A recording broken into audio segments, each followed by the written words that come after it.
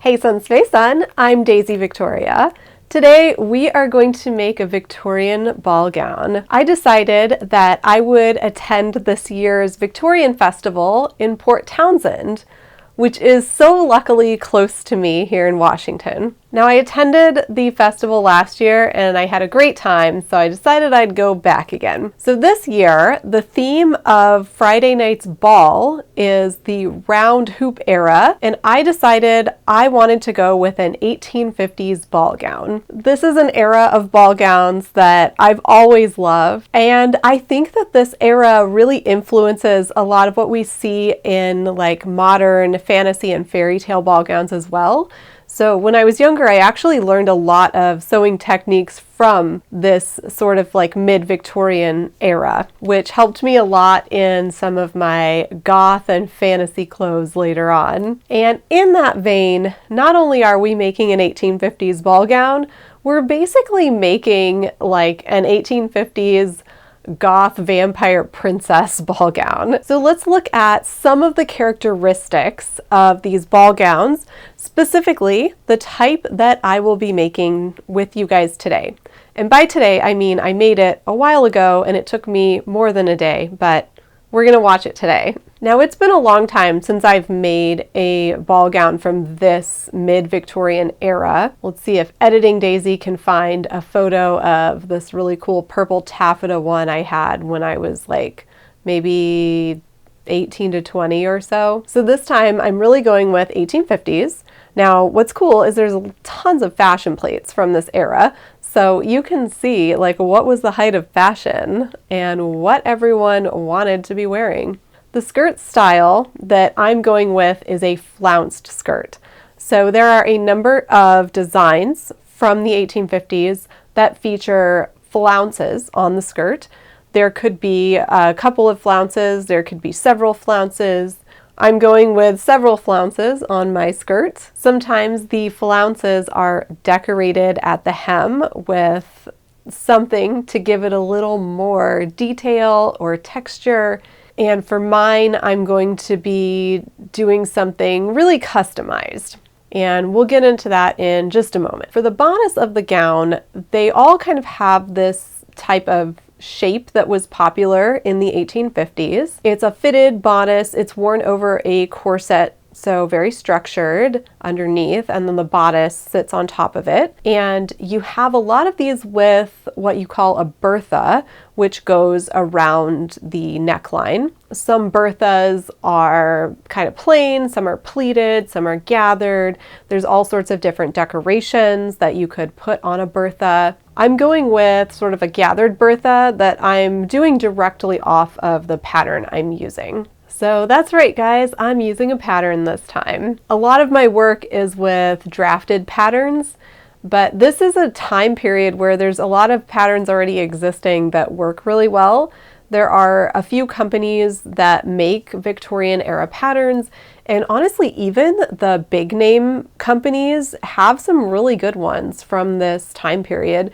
They have some pretty good historians who have contributed to their collections. So even some of the Simplicity and McCall's patterns are pretty good. There's also more independent pattern companies like Black Snail and Truly Victorian and Laughing Moon who have great Victorian patterns. So you guys know all those headpieces that are popular in like fantasy types of costuming where you've got like all the flowers on the side? Yeah, so those come from the mid-Victorian era and they're super cool. From this period, we have extant headpieces that are like some sort of flowers, ribbons that are on the sides of the headpiece. And you can do different variations of these too. So it's kind of a way that I was able to get a little creative with mine. So as a note, I'm just making the dress part because I already have all the undergarments, but you do need some undergarments to get the right shape and structure. So first of all, there's a chemise that is worn underneath. There is a corset, which is essential to get that shape of the torso. There is a hoop skirt, which gives you that round hoop skirt shape. And there is a petticoat that is typically worn over the hoop skirt so the bones don't show through to the outside of the dress. Now there are some other things too, like a pair of drawers, maybe extra petticoats, there could be a corset cover, but those are kind of like the basics that you need just to get the structure of the dress. And the chemise doesn't really give you structure. The chemise is more like to go between your skin and the corset. So really your structural elements are going to be the corset and the hoop skirt. Everything else is kind of like building out the look, padding things where they are needed to be padded, and smoothing out lines, things like that. So now that we've got that out of the way, let's talk about specifically the materials and choices that I made for my dress. I wanted to do something that was like a dark red with black trim because I just kind of feel like this is my chance to make a goth vampire princess gown. I mean, come on, like Claudia from Interview with the Vampire, anyone? Especially while I'm blonde. I was also kind of thinking about what we do in the shadows, and I know Nadia is depicted a little bit later than this era, but I was kind of thinking like, what would she have worn maybe in the 1850s? And definitely red and black was a major color choice, and I love red and black, so that's really why I chose it. Now, I thought it would be great to actually use silk for this dress, but because I'm doing the flounce skirt, I needed a lot of fabric, and that much fabric in silk was going to go way above what I was planning to budget for this costume. So that meant I needed to look for alternatives or a redesign or rebudget. So I decided to look for alternatives, and I found a very good poly taffeta that looks quite believable on Amazon of all places. So I'll link that in my list of costume supplies on Amazon. In the reviews of this fabric, there were some people who had used it for costumes and had posted pictures, and it looked to me very, very silk-like. So I thought it was a good choice.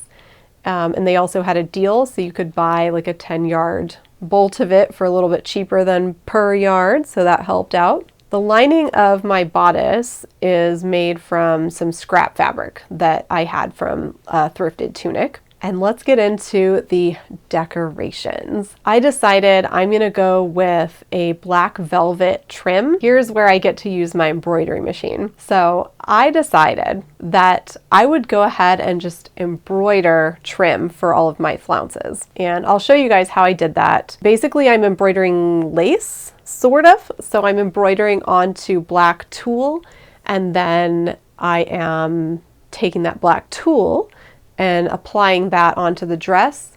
So it's got kind of a lace effect to it. And all over this gown, it's fairly simple in terms of materials list because you have the taffeta fabric, you have the lining, you have a couple different sizes of black velvet ribbon, you have the embroidered lace pieces, and then there is boning that goes on the inside of the bodice, because even though this isn't as structured as the corset, it still needs to have some type of structure to it. In this case, you can get away with a plastic boning because it doesn't need to hold itself up to your body as much.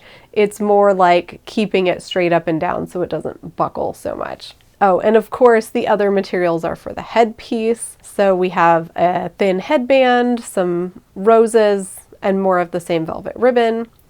And then let's not forget for the bodice, I also used grommets and ribbon to lace it up in the back. And there is a drawstring in the skirt. Now you don't have to use metal grommets. You can also hand stitch the eyelets. Either way, it's not a huge list of materials, it's just a lot of them in volume or lengths of material. Here's the pattern that I'm using for the skirt of my ball gown. As you can see, it is a 4-flounce ball gown skirt. Now this pattern is entirely made up of rectangles, so instead of laying out the pattern pieces, I simply measured what the dimensions of all the rectangles were, and then I'm using my tape measure and just measuring out and ripping my taffeta according to those lengths. This fabric rips especially easily, so it really was a good choice for this type of skirt, which has a great number of rectangular pieces that lend themselves quite well to this style of ripping instead of cutting. Now, a lot of these rectangles go together to create the ruffles for the skirt. Each ruffle is a slightly different length, so that's how I can tell them all apart. So it is important which one goes where. So at this early stage of construction, I'm combining all of these very long rectangles together to make even longer rectangles, which I will then gather up to become all the ruffles. Once I had the ruffles sewn together, I decided to go ahead and hem them first because I hate finagling like huge bulky things under my machine. And if I hem these now, well, they're long straight pieces of fabric, they're a little bit easier to hem. So I am ironing my hem, and then I can just stitch that on the machine. So you can certainly pin your hems, but with this fabric, it's not really necessary.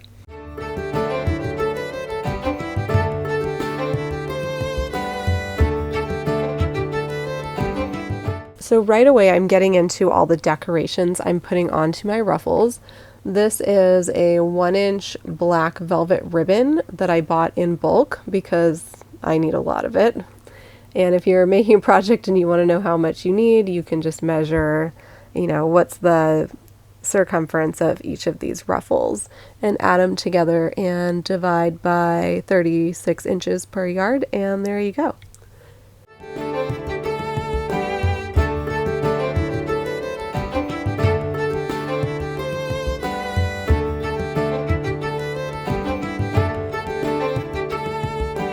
Along the top of each ruffle, this is kind of a genius way to do this. So instead of gathering it, because it's really, really long and quite prone to potential errors, breakage of threads, things like that in gathering, the way that I'm gathering this up is by sewing a channel which has a drawstring inside, and then I will use that later to gather these onto the skirt. Here I am marking where the upper edge of each little trim section will go. The reason I'm doing that and not just adding the middle embroidered lace part first is because I am not done making it at this point. So a little secret here too is that I did not make this gown in entirely the order that I'm showing the clips. I did kind of jump around a little bit, but I just want to show it to you like one part at a time. So you're going to see the entire skirt first. However, I was embroidering my lace and it was still going while I was doing the bodice and everything, and I came back to the skirt. So what I'm doing here is putting on a thinner piece of that black velvet ribbon, and this is going to encapsulate the area where the embroidered lace is going to appear once that is finished. So I'm just sewing one side of each down now, and then I'll finish sewing them down with the lace.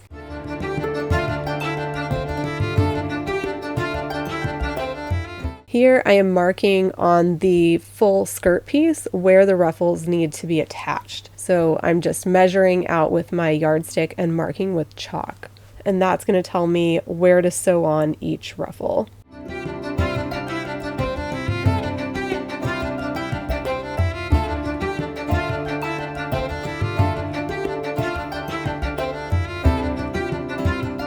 Now remember that drawstring we are putting into each ruffle.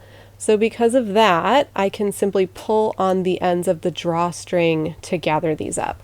Now before I do the gathering, I'm marking equal divisions of the ruffles, just like I would do any other time I'm gathering things up and I want them to be even.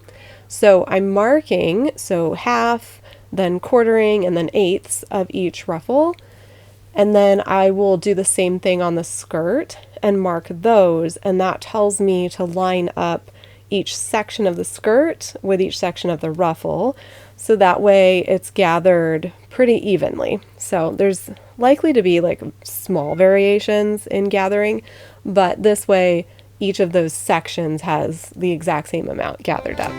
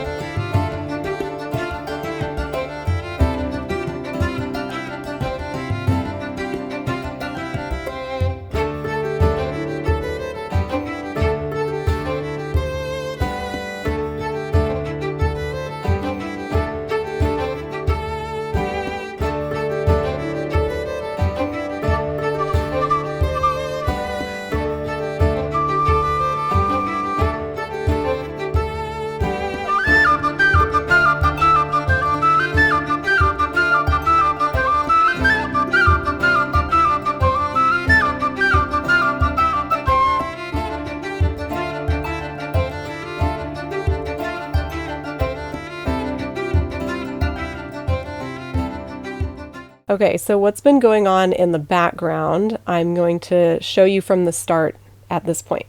This is the embroidery.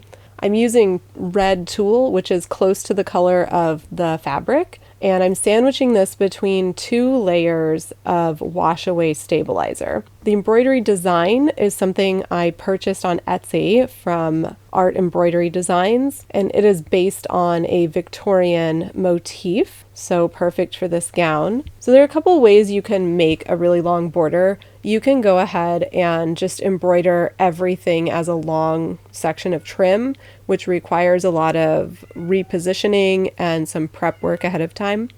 You can also do it the way I'm doing it here. So I'm embroidering each motif individually, and then I'm going to sew them together after they're embroidered. So I'll kind of create a long border after I sew the motifs or embroider the motifs, or actually after the robot machine embroiders them for me. Thanks, robots. To prep these, I'm getting rid of all the little threads. We call these jump threads, where you kind of jumped from one section to the next in the design. Getting some help from butterscotch. And then I'm going to cut these all apart with the stabilizer still attached. And the reason why I'm doing that is because I know from personal experience how difficult it is to sew a bunch of tulle in a very structured manner. So with the stabilizer, it's going to be very structured and easy to sew together. And then after I sew it together, I'll wash away the stabilizer and have just the tulle with the embroidery.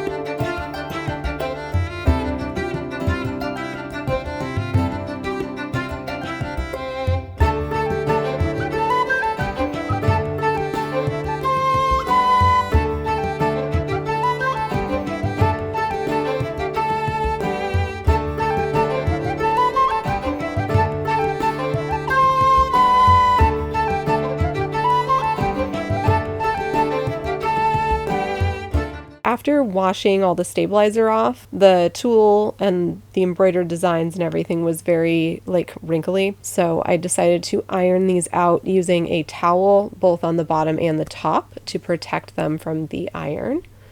And that looks much better. So at that point it's ready to sew onto the gown, and I'm simply inserting it in between those 2 black velvet ribbons. Now it's actually not that hard to go ahead and sew the top one on after you sew the lace on. In fact, I think that's actually easier than trying to do it first. And luckily I hadn't already sewn the top on for all of the ruffles, so made it a little bit easier for me. So now we just repeat that for what feels like a million hours until we get all the ruffles sewn onto the skirt.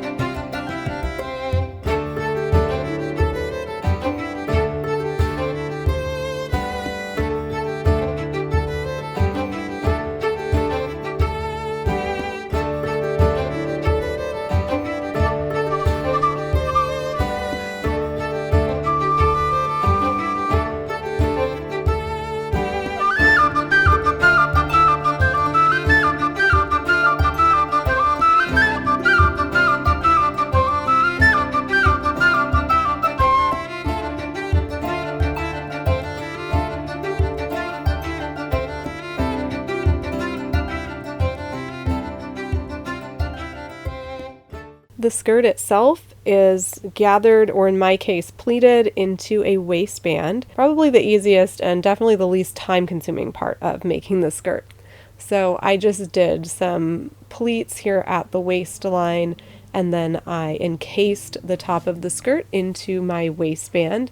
I later added grommets and a ribbon for the closure of the waistband, but I did all the grommets together after I made the bodice, so we'll just get to that there. I like to do that anytime I want a skirt to be adjustable. It's kind of an old theater trick slash fashion photo shoot trick, so that things can fit a multitude of sizes, or at least a few, like within a certain range.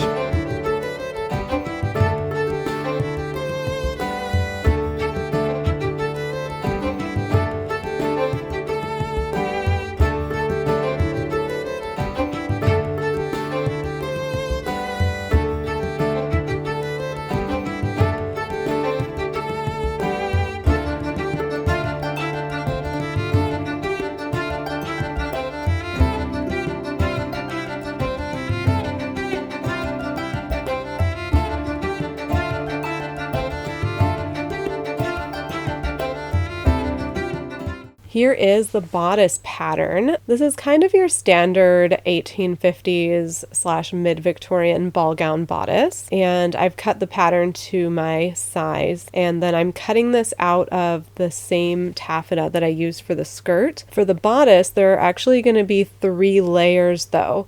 So I have a lining, which is an old thrifted material that I was just waiting to use up, especially for this project, apparently. I often use canvas interlining to give my bodice a lot of structure. Here, I didn't feel that much structure was really necessary, so I used a lighter weight fabric. So it's kind of a lightweight bodice, and then it does have more structure from boning. And in this case, I used a very thick plastic, which is kind of an imitation whalebone. If I need a lot of structure, then I may use more boning or I may use steel. However, I don't need that much structure in this bodice because I will be wearing a full corset underneath the gown as well. So this pattern is very typical of the period. It's super common to see these 2 darts in the front and then the kind of slopey shoulder. So I'm marking the darts with chalk, and then I will sew all of those and then assemble the bodice.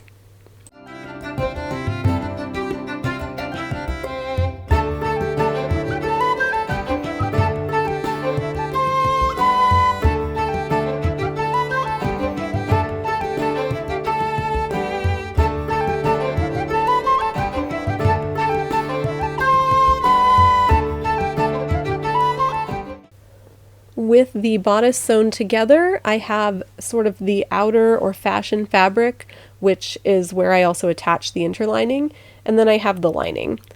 The boning channels are all stitched into the lining, so this is a separate piece. It's actually what the plastic boning came in. And then after that, I'm going to go ahead and start working on the sleeves.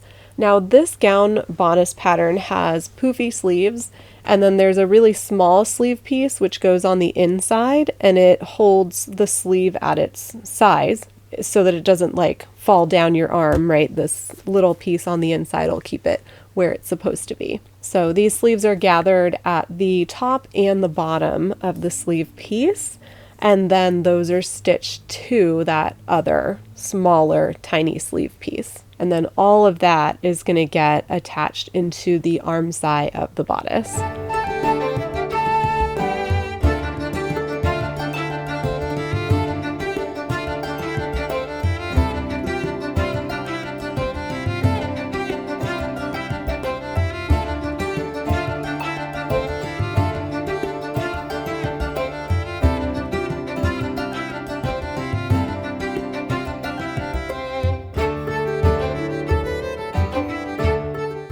Now this bodice has what's known as a bertha. For this particular bertha, it is ruffled, which is great. It kind of matches the skirt. So I drew out on my big rectangular piece of fabric that will become the bertha where I want the gathering stitches to go. And then I gathered it up on the machine, and I added another piece of that black velvet ribbon onto the Bertha to cover the gathering stitches and to give it a little more decoration and tie it in with the skirt. The Bertha is also gathered along the top edge, and that is attached to the neckline of the bodice.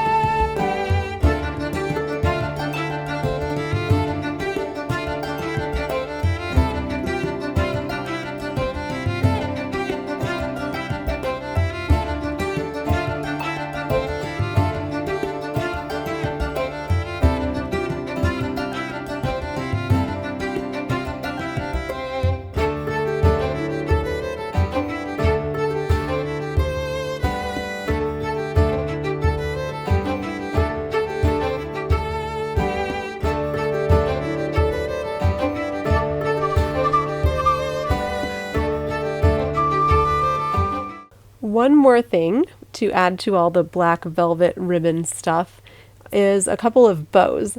So I'm making little black velvet ribbon bows to go on to each shoulder of the bodice, and I'm just making these in a pretty simple fashion. So as you can see here, they're not actually like tied bows, they're just pieces of ribbon that are sort of finagled to look like bows, and then they're sewn onto the shoulders.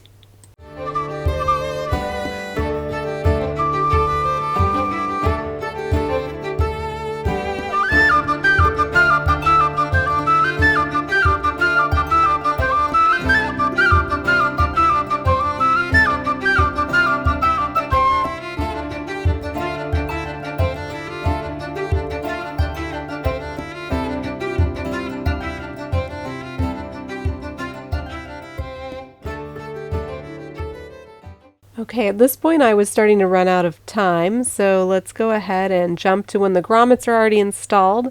If you want to see me install grommets, watch any of a number of my other videos where I install grommets. And finally, I am creating a headband.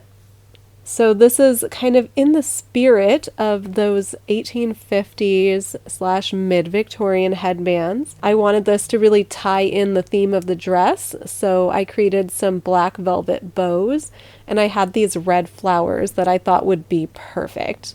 I'm creating this headband using a very thin plastic headband as the base. So instead of creating wire from scratch, this gives you pretty much the same look. Of course, you could bend a wire one from scratch if you would like to do that, but these are really cheap and easy. To attach all of this stuff, so that headband is really thin, I am cutting a piece of black felt, and that's going to act as the backing for all of my flowers and bows arrangement. So I'm attaching all of those the way I like them onto the black felt backing, and then the black felt backing gets attached to the headband, and that way I can secure it from the back side and make it really nice and sturdy.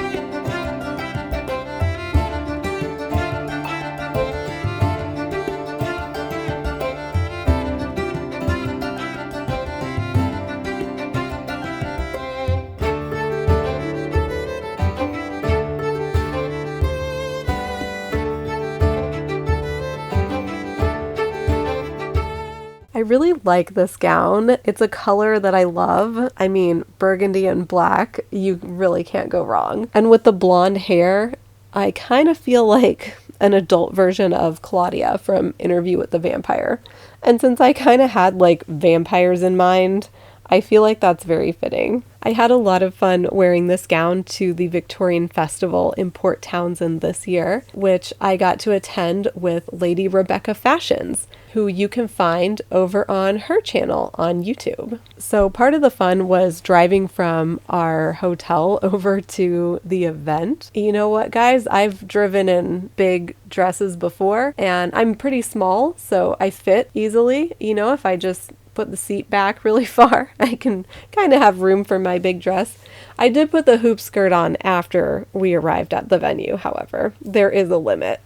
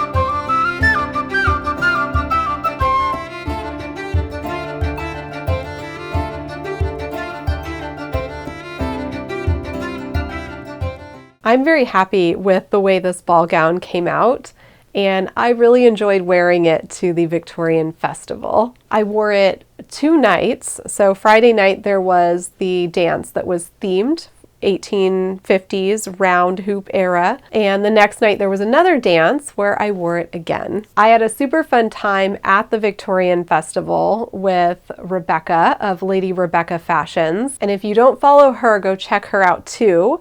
She focuses actually a lot more on this Victorian and other later periods. I also filmed a video of this dress where I put it on with all the layers that I have, so I will edit that together also. If you found some inspiration, I'd love to see what you come up with. You can find me on all the social medias as Daisy Victoria. My website is daisyvictoria.com, and a special thank you to my patrons over on Patreon, where you can check out what all the different tiers have to offer, now including a monthly live stream where you can chat and hang out and have a good old time. And if you are not yet subscribed here on YouTube, hit that subscribe button and hit the bell so you get notified when I release a new video. I hope you all have an absolutely magical day, and I'll see you again soon. Bye-bye!